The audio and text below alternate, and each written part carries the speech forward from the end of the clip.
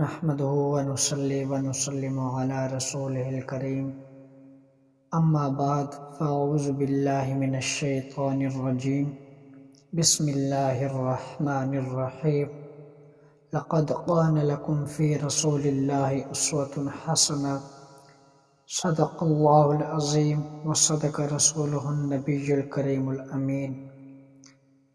ادب سے سروں کو جھکا لیجئے، ادب سے سروں کو جھکا لیجئے کہ اب نام محمد لیا جا رہا ہے۔ بنے جن کے صدقے دونوں یہ عالم، بنے جن کے صدقے دونوں یہ عالم، یہاں ذکر ان کا کیا جا رہا ہے۔ یقیناً دعا ہوگی مقبول سب کی، یقیناً دعا ہوگی مقبول سب کی، نبی کا وسیلہ دیا جا رہا ہے، نبی کا وسیلہ دیا جا رہا ہے۔ آج کی ہماری گفتگو کا عنوان سیرت النبی صلی اللہ علیہ وآلہ وسلم ہے۔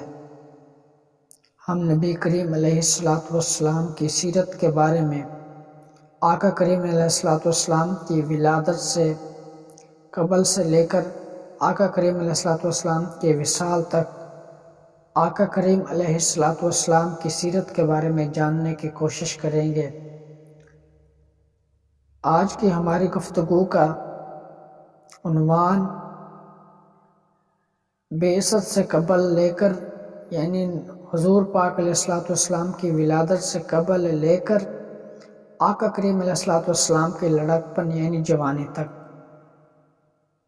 اس زندگی کے حصے کے بارے میں ہم جاننے کی کوشش کریں گے کہ حضور پاک علیہ السلام کی ولادت سے قبل آپ کے جد امجد، آپ کے نسب نامے کے بارے میں بھی ہم جانیں گے، اور آقا کریم علیہ السلام کے بچپن کے بارے میں جاننے کی کوشش کریں گے۔ سب سے پہلے سیرت کیا ہے؟ سیرت کے اولین اصطلاحی معنی حضور صلی اللہ علیہ وآلہ وسلم کے مغازی یعنی غزوات کے حالات اور سوانح حیات ہیں۔ یعنی حضور پاک علیہ السلام نے جتنے غزوات میں شرکت کی، ان کے حالات اور حضور پاک علیہ السلام کی زندگی کا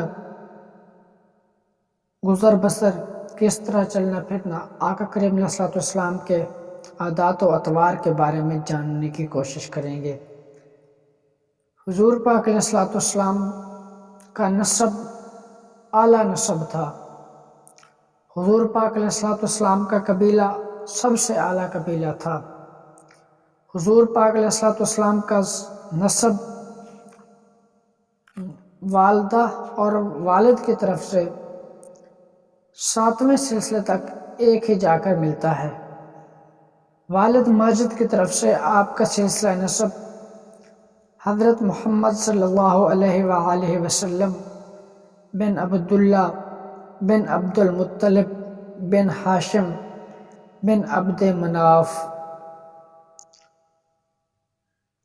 اور آپ کی والدہ ماجدہ کا سلسلہ نسب حضرت محمد صلی اللہ علیہ وآلہ وسلم بن آمنہ بنت وہب بن عبد مناف۔ حضور پاک علیہ السلام کے والدین کا نسب نامہ 7ویں نسب یعنی کلاب بن مرہ پر جا کر ایک سلسلے میں ہو جاتے ہیں، اور پھر وہاں سے حضرت عدنان تک دونوں کا سلسلہ ایک رہتا ہے، اور اسی طرح پھر حضرت آدم علیہ السلام تک سلسلہ نسب۔ لیکن حضور پاک علیہ السلام نے جب بھی اپنا سلسلہ نسب بیان فرمایا تو آقا کریم علیہ السلام نے عدنان تک اپنا نسب بیان فرماتے تھے۔ لیکن اس بات پر تمام مورخین کا اتفاق ہے کہ عدنان حضرت اسماعیل علیہ السلام کی اولاد میں سے تھے، اور حضرت اسماعیل علیہ السلام حضرت ابراہیم خلیل اللہ علیہ السلام کے فرزند انجمند ہیں۔ آقا کریم علیہ السلام کا خاندان نسب میں بھی اعلیٰ تھا، شرافت میں بھی اعلیٰ تھا، دنیا کے ہر معاملات میں اس قدر اعلیٰ تھے کہ آپ کے بد ترین دشمن کفار مکہ بھی کبھی اس کا انکار نہ کر سکے۔ حتیٰ کہ حضور پاک علیہ السلام کا دشمن جو بعد میں ایمان لے کر آئے تھے، حضرت ابو سفیان، جب وہ کفر کی حالت میں تھے، وہ بادشاہ روم ہرقل کے بھرے دربار میں اس حقیقت کا اقرار کیا کہ نبی صلی اللہ علیہ وآلہ وسلم عالی خاندان ہیں۔ آقا کریم علیہ السلام کا قبیلہ قریش کا تھا۔ قریش آقا کریم علیہ السلام کے جد امجد فہر بن مالک ان کا لقب تھا۔ اس وجہ سے آقا کریم علیہ السلام کو قریشی کہا جاتا ہے۔ فہر بن مالک قریش اس لیے کہلاتے تھے کیونکہ قریش ایک سمندری جانور کا نام ہے جو بہت ہی طاقتور اور سمندری جانوروں کو کھا جاتا تھا۔ فہر بن مالک اپنی شجاعت اور خداداد طاقت کی بنا پر تمام عرب پر غالب تھے، اس وجہ سے ان کو قریش کے لقب سے پکارا جاتا تھا۔ حضور پاک صلی اللہ علیہ وآلہ وسلم کے جد امجد آپ کے پردادا ہاشم بہت بڑی شان و شوکت کے مالک تھے۔ ان کا اصلی نام عمر تھا۔ وہ نہایت سخی اور اعلیٰ درجے کے مہمان نواز تھے۔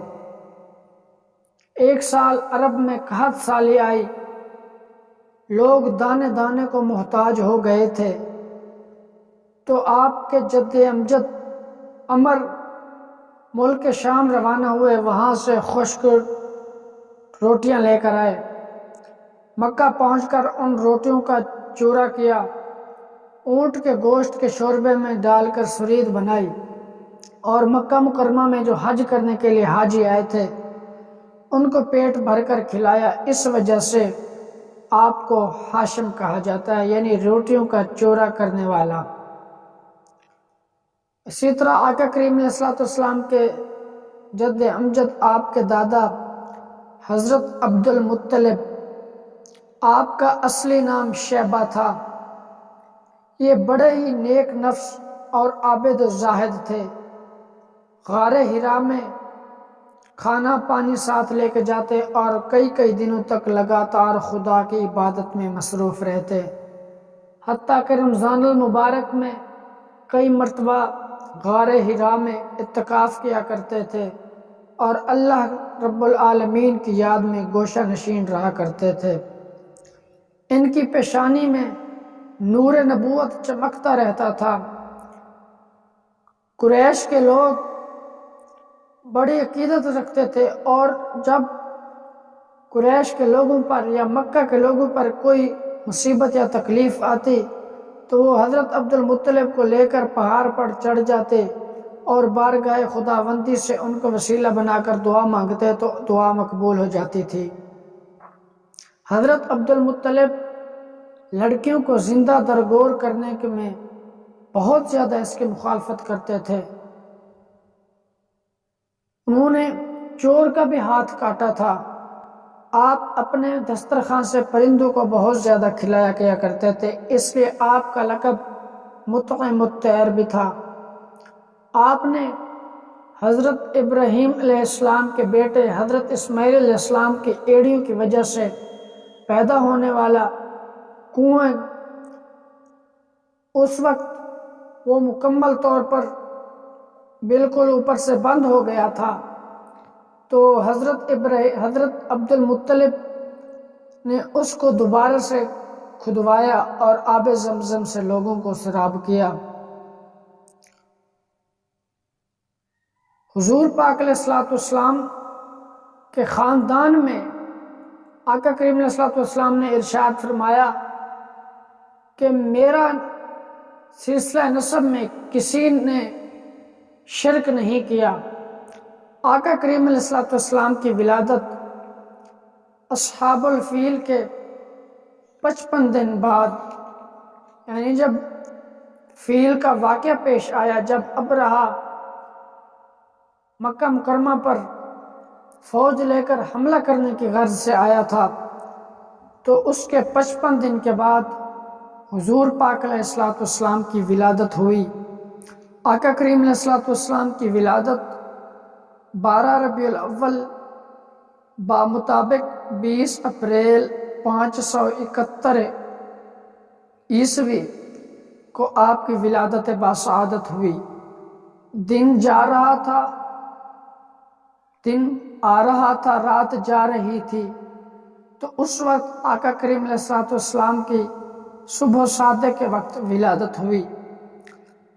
آقا کریم علیہ الصلوۃ والسلام کی ولادت جس مکان میں ہوئی، اس مکان کو مولد النبی کے نام سے جانا جاتا ہے۔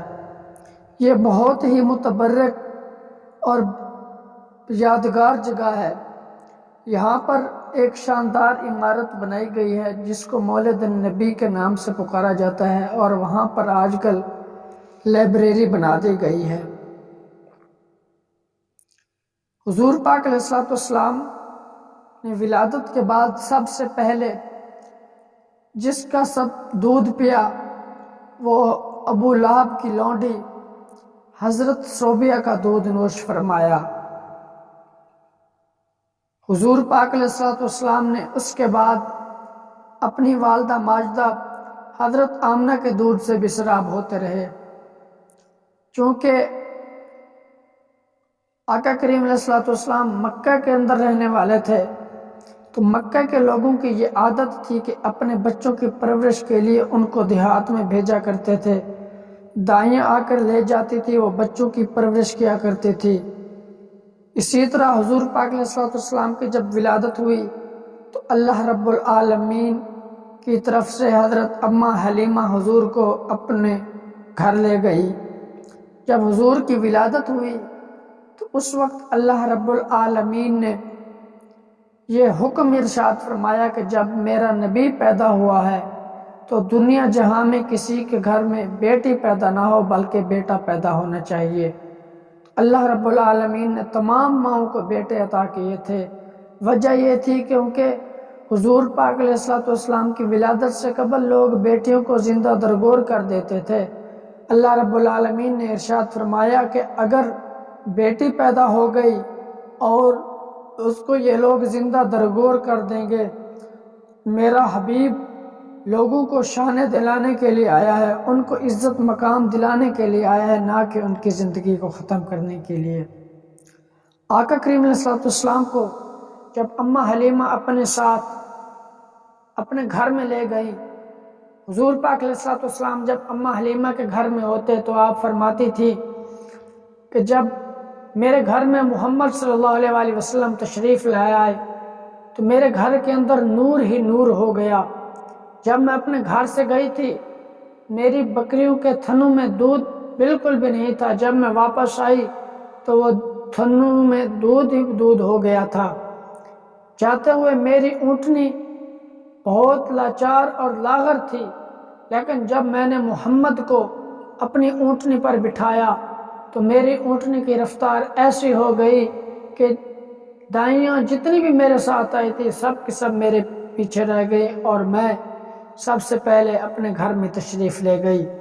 حضور پاک علیہ الصلوۃ والسلام جب حضرت اماں حلیمہ رضی اللہ تعالی عنہا کے پاس تھے تو اس وقت آقا کریم علیہ الصلوۃ والسلام کے رضائی بھائی حضرت اماں حلیمہ کے بیٹے بکریاں لے کر باہر جنگل میں جایا کرتے تھے اور ان کو وہاں پر چراگاہ میں چرایا کرتے تھے۔ حضور پاک علیہ الصلوۃ والسلام نے اماں حلیمہ سے ارشاد فرمایا کہ اے امی جان، میں نے بھی اپنے بھائی کے ساتھ بکریاں چرانے کے لیے جایا کرنا ہے۔ حضرت اماں حلیمہ نے بہت انکار کیا، لیکن حضور نے ضد کی کہ نہیں امی جان، میں نے جانا ہے۔ تو اس وقت آپ نے اپنے بیٹے کے ساتھ حضور پاک علیہ الصلوۃ والسلام کو بکریاں چرانے کے لیے جنگل میں بھیج دیا۔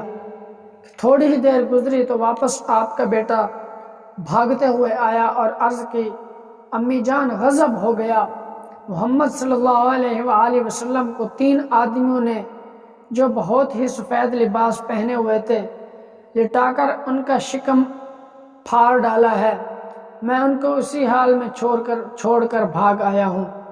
اماں حلیمہ نے جب یہ بات سنی تو آپ کے شوہر اور دونوں حیران پریشان ہو گئے، گھبرا کر بھاگ کر جنگل کی طرف روانہ ہوئے تو دیکھا حضور پاک علیہ السلام بیٹھے ہوئے ہیں، مگر آقا کریم علیہ السلام کے چہرے پر خوف و ہراس کے واضح طور پر اثرات موجود ہیں۔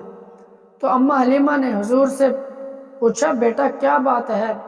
تو حضور پاک علیہ السلام نے ارشاد فرمایا، 3 شخص جن کے کپڑے بہت ہی سفید اور صاف ستھرے تھے میرے پاس آئے اور مجھ کو لٹا کر میرے شکم کو چاک کیا اور کوئی چیز نکال کر باہر پھینک دی اور کوئی چیز میرے اندر رکھ کر اس شگاف کو سی دیا، لیکن اماں مجھے ذرا برابر بھی تکلیف نہ ہوئی۔ جب حضور پاک علیہ السلام نے یہ بات اماں حلیمہ کو بتائی تو اس سے آپ اور آپ کے شوہر دونوں گھبرا گئے۔ اماں حلیمہ نے کہا کہ مجھے ڈر ہے کہ ان کے اوپر شاید کچھ عصیب کا اثر ہے، یعنی جادو کا، لہٰذا تم ان کو ان کے گھر والوں کے پاس چھوڑاؤ۔ اس کے بعد حضرت اماں حلیمہ آقا کریم علیہ السلام کو لے کر مکہ مکرمہ آئیں، کیونکہ انہیں اس واقعے سے یہ خوف پیدا ہو گیا تھا کہ ہم شاید ان کی کما حق کو حفاظت نہ کر سکیں۔ تو حضرت اماں حلیمہ جب آپ کو لے کر آپ کی والدہ ماجدہ کی بارگاہ میں پہنچیں تو انہوں نے دریافت کیا کہ آئے حلیمہ، تم تو بڑی خواہش کے ساتھ میرے بچے کو اپنے گھر لے گئی تھی، پھر اس قدر جلدی واپس لانے کی وجہ کیا ہے؟ جب اماں حلیمہ نے حضور کے ساتھ پیش آنے والا واقعہ بیان کیا اور عصیب کا شبہ ظاہر کیا کہ نعوذ باللہ آقا کریم علیہ السلام پر جادو ہے، تو حضرت بی بی آمنہ نے فرمایا، ہرگز نہیں، خدا کی قسم میرے نور نظر پر کبھی جن یا شیطان کا عمل دخل نہیں ہو سکتا، میرے بیٹے کی بڑی شان ہے۔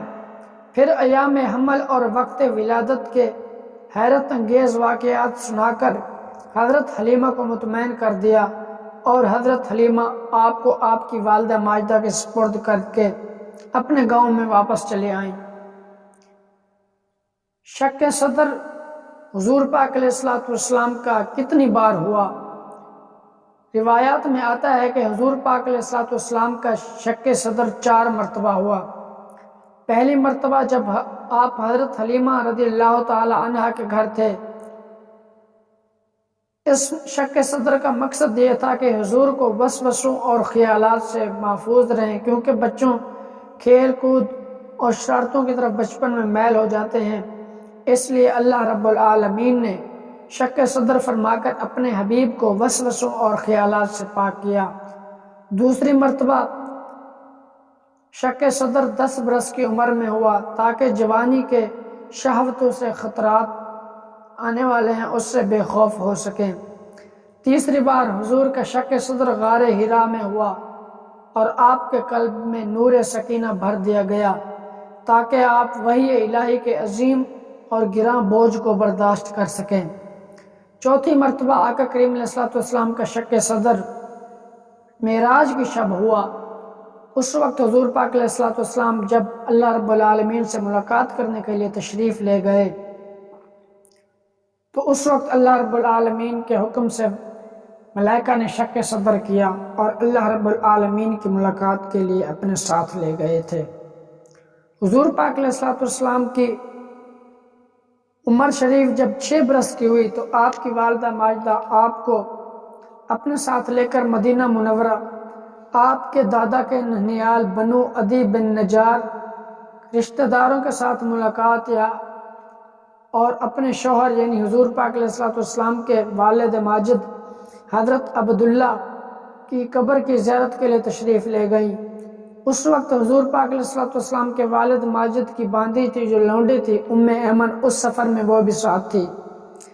جب وہاں سے واپس تشریف لا رہے تھے تو اس وقت مقام ابوا پر حضرت بی بی آمنہ کی وفات ہو گئی اور حضرت بی بی آمنہ رضی اللہ تعالی عنہا کو ابوا کے مقام پر دفن کر دیا گیا تھا۔ حضور پاک علیہ الصلوۃ والسلام کے والد ماجد چونکہ آقا کریم علیہ الصلوۃ والسلام کی ولادت سے قبل اس دنیا فانی سے پردہ فرما گئے تھے، اب والدہ کے جانے سے آقا کریم علیہ الصلوۃ والسلام پر آغوش شفقت کا خاتمہ ہو گیا۔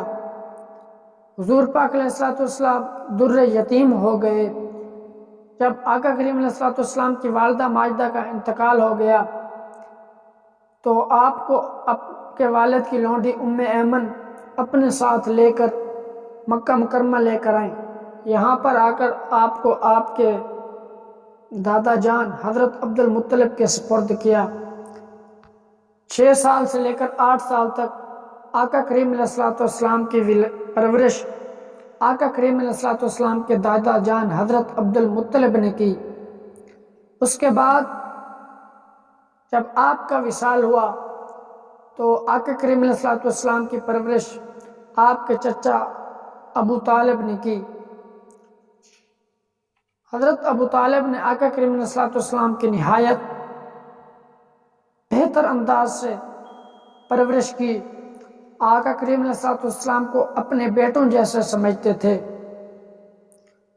حضرت ابو طالب فرماتے ہیں کہ 8 سال کی عمر سے لے کر اعلان نبوت تک، اعلان نبوت سے بعد لے کر میرے وصال تک میں نے محمد صلی اللہ علیہ وآلہ وسلم کو کبھی جھوٹ بولتے نہیں دیکھا تھا۔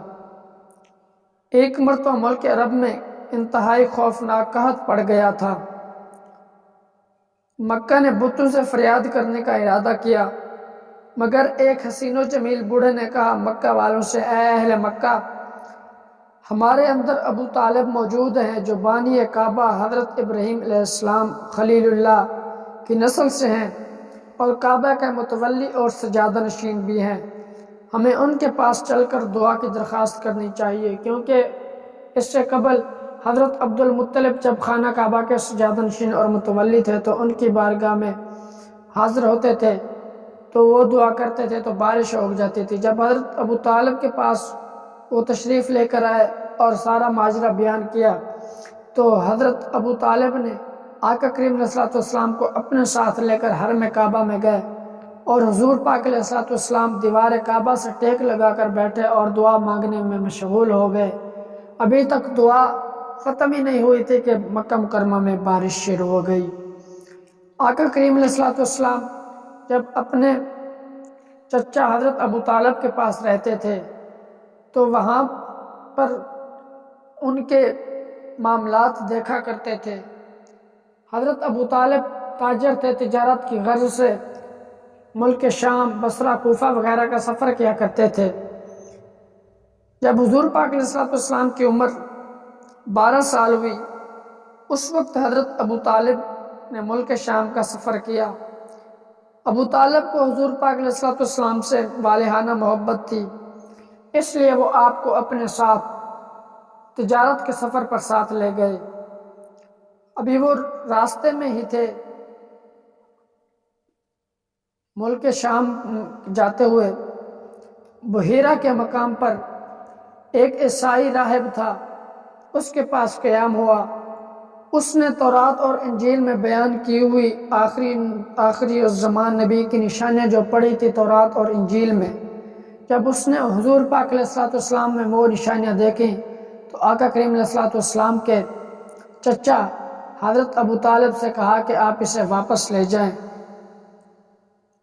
شام کے یہودی آپ کو نعوذ باللہ من ذالک قتل نہ کر دیں۔ جب یہ بات حضرت ابو طالب نے سنی تو انہوں نے وہیں پر اپنا سامان فروخت کیا اور واپس مکہ مکرمہ میں تشریف لے کر آئے۔ حضور پاک علیہ الصلوۃ والسلام نے اعلان نبوت سے پہلے چند ضروری کام آقا کریم علیہ الصلوۃ والسلام کی سیرت سے ہمیں جو ملتے ہیں، اس میں سب سے پہلا جو ہے آقا کریم علیہ الصلوۃ والسلام کی صداقت اور امانت۔ اپنے تو اپنے پرائے بھی آقا کریم علیہ الصلوۃ والسلام کو صادق اور امین کے لقب سے پکارا کرتے تھے۔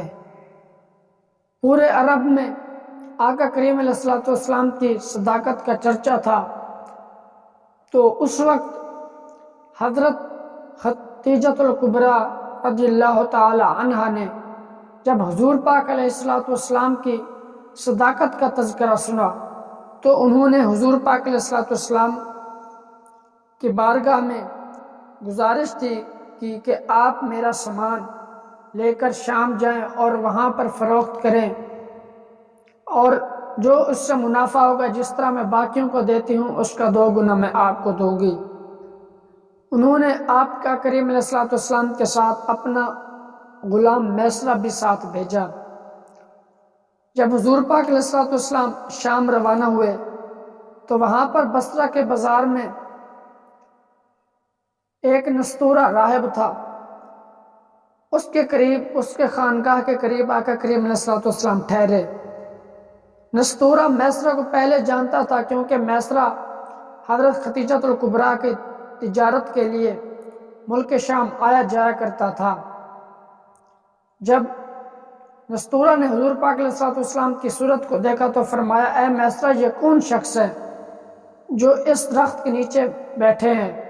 میسرہ نے جواب دیا کہ یہ مکہ کے رہنے والے ہیں، بنو ہاشم کے چشم و چراغ ہیں، ان کا نام نامی محمد اور لقب امین ہے۔ نستورہ نے کہا کہ سوائے نبی کے اس درخت کے نیچے آج تک کوئی نہیں اترا، اس لیے مجھے یقین کامل ہے کہ یہ آخری الزمان نبی ہیں۔ حضور پاک علیہ الصلوۃ والسلام نے جب وہاں پر تجارت کی تو آقا کریم علیہ الصلوۃ والسلام اپنی صداقت، اپنی امانت کی وجہ سے بات کو واضح طور پر بیان فرما دیتے تھے۔ جو چیز فروخت کرتے اس کے اندر موجود خصوصیات ہوتی تھی وہ بیان کرتے تھے، جھوٹ نہیں بولا کرتے تھے۔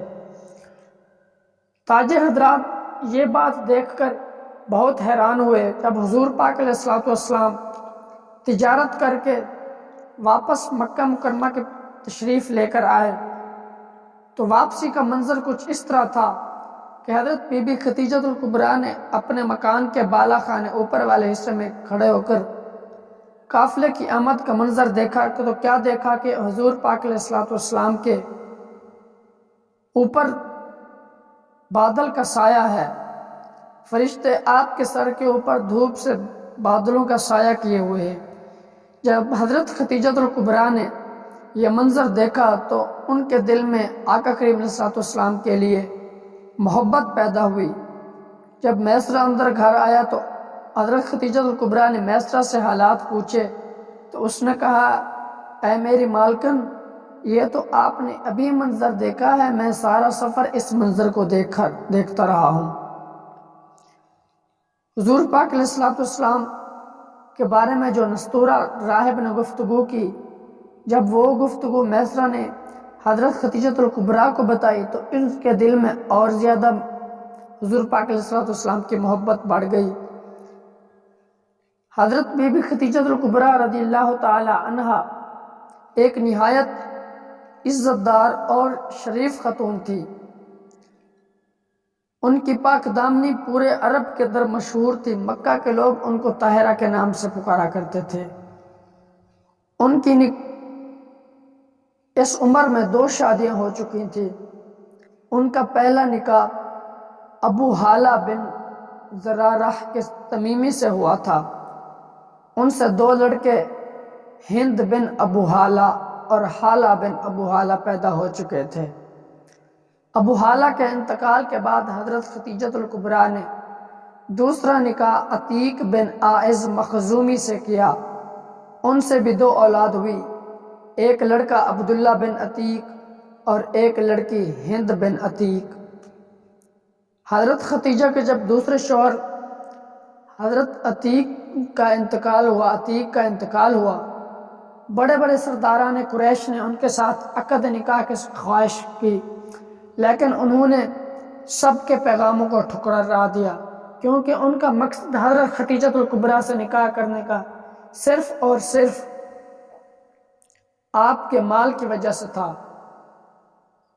لیکن حضور پاک علیہ الصلوۃ والسلام کے پیغمبرانہ اخلاق و عادات کو دیکھ کر آپ کا دل حضور پاک علیہ الصلوۃ والسلام کی طرف راغب ہو گیا۔ کہاں بڑے بڑے قریش کے سردار اور کہاں میرے نبی کریم علیہ الصلوۃ والسلام کی ذات۔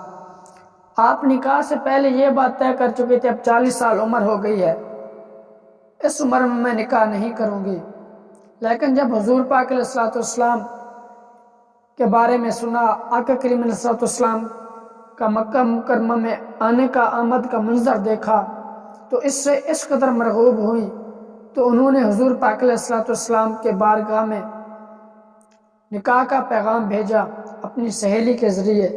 حضور پاک علیہ الصلوۃ والسلام نے خاموشی اختیار کی اور فرمایا کہ میں اپنے چچا جان سے مشاورت کر کے پھر میں آپ کو جواب دوں گا۔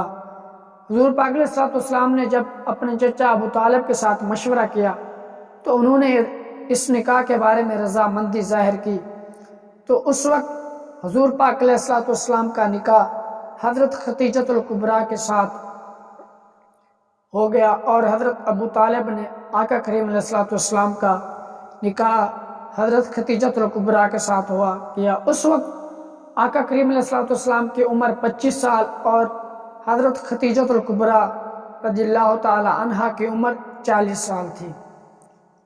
حضور پاک علیہ الصلوۃ والسلام کی راست گوئی، امانت اور دیانت کی بدولت اللہ رب العالمین نے آپ کو اس قدر مقبول خلائق بنا دیا اور عقل سلیم اور بے مثال دانائی کا ایسا عظیم جوہر عطا فرمایا جو کم عمری میں آپ نے عرب کے بڑے بڑے سرداروں کے جھگڑوں کو ایسا لاجواب فیصلہ فرما دیا کہ بڑے بڑے دانشور اور سرداروں نے اس فیصلے کی عظمت کے آگے سر جھکا دیا۔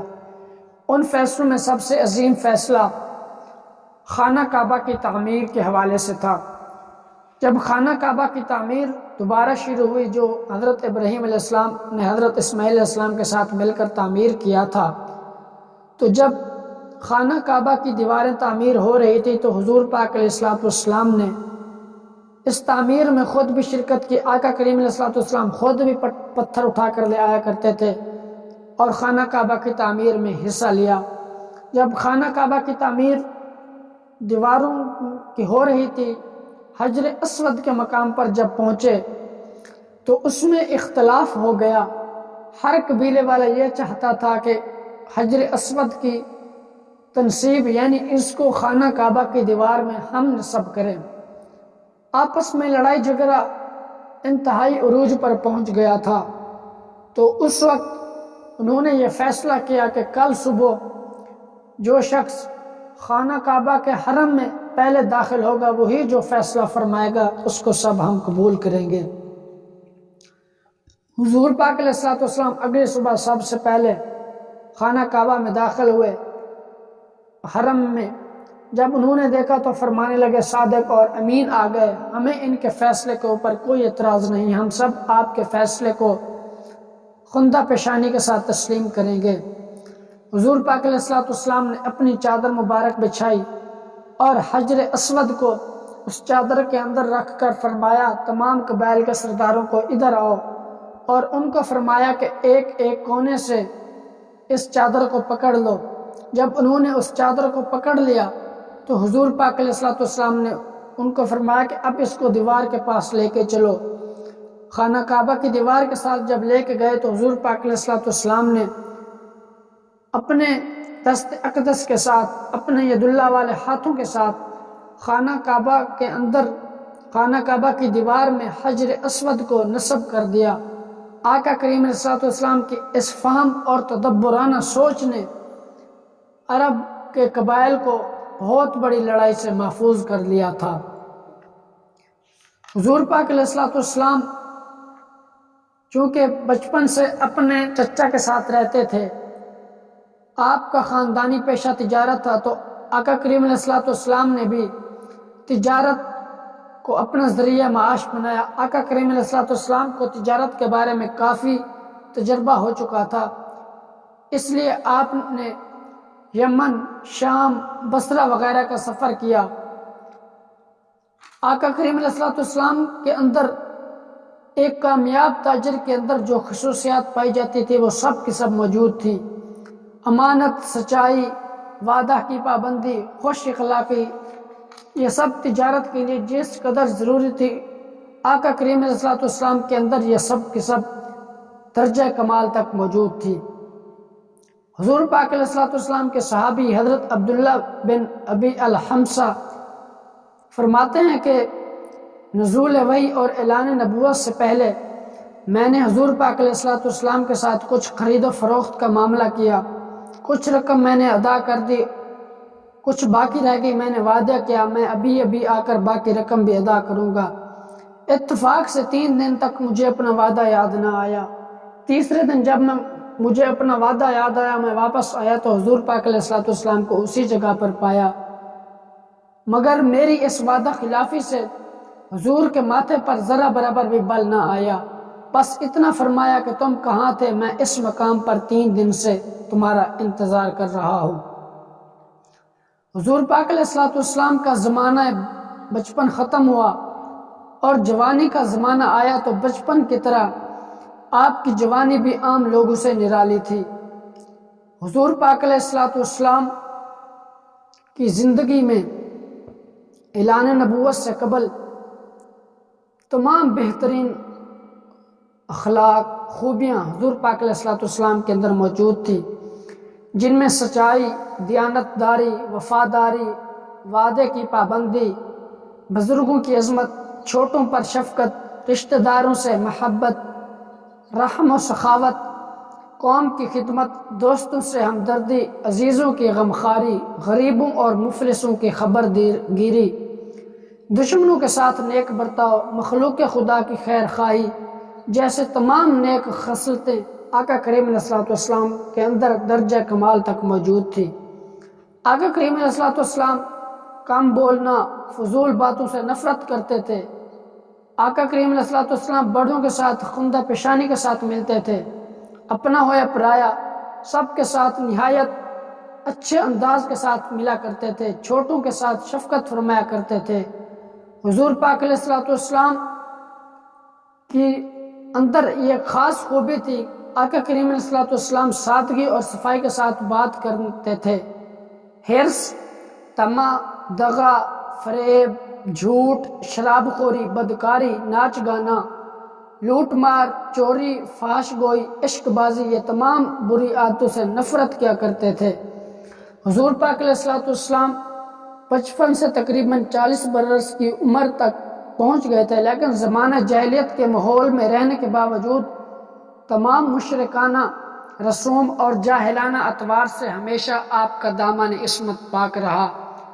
مکہ کے لوگ شرک کیا کرتے تھے، لیکن حضور پاک علیہ الصلوۃ والسلام نے کبھی اللہ رب العالمین کے ساتھ کسی اور کو شریک نہیں ٹھہرایا۔ خانہ کعبہ کے اندر جو 360 بت رکھے ہوئے تھے، حضور پاک علیہ الصلوۃ والسلام کبھی ان بتوں کے سامنے نہیں جھکے تھے۔ حضور پاک علیہ الصلوۃ والسلام کی زندگی کا جو حصہ بھی ہم اٹھا لیں اس میں ہم سب کے لیے مشعل راہ ہے۔ اللہ رب العالمین ہم سب کو اپنے حبیب کی زندگی پر چلنے کی توفیق عطا فرمائے، ان کے اسوہ حسنہ پر زندگی گزارنے کی توفیق عطا فرمائے۔ آمین۔ وما علینا الا البلاغ المبین۔